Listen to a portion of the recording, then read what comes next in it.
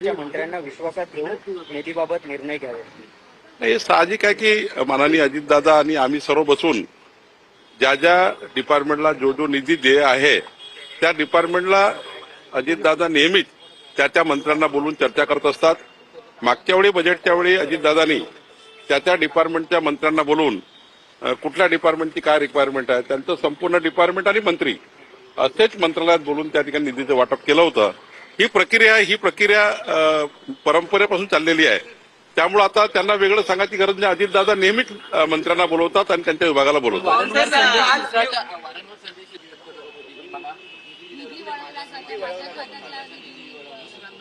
मी आपल्याला जाणीवपूर्वक आणि अत्यंत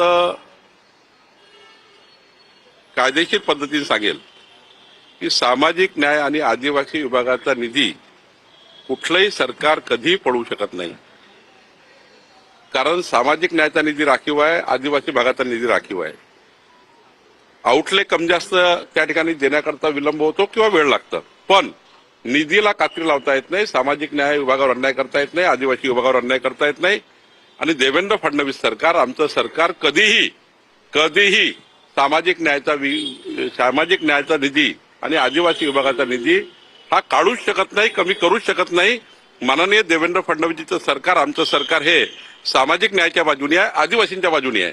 आणि त्यामुळे आम्ही कधी 1 रुपया निधी, बाकी विभागाचं काय होईल ते होईल, पण सामाजिक न्याय आणि आदिवासीचा निधी हा कधीही कमी करू शकणार नाही, होणार नाही, होतच नाही. साहेब, रायगड किल्ल्यावरच्या 24 ज्या धनगरांची घरं आहेत त्यांना ती रिकामी करायला सांगण्यात आली. ऐन पावसाळ्यामध्ये ही घरं रिकामी करायला सांगण्यात आल्यामुळे तिथे एक रोषाचं वातावरण निर्माण. मी महसूल मंत्री म्हणून लक्ष टाकतो. आपण सांगितलेल्या सूचनेवर आताच मी कलेक्टरची बोलेल आणि लक्ष टाकून त्या ठिकाणी काय त्यांनी पावसाळ्यापुरतं प्रोटेक्शन देता येईल हे मी बघेल.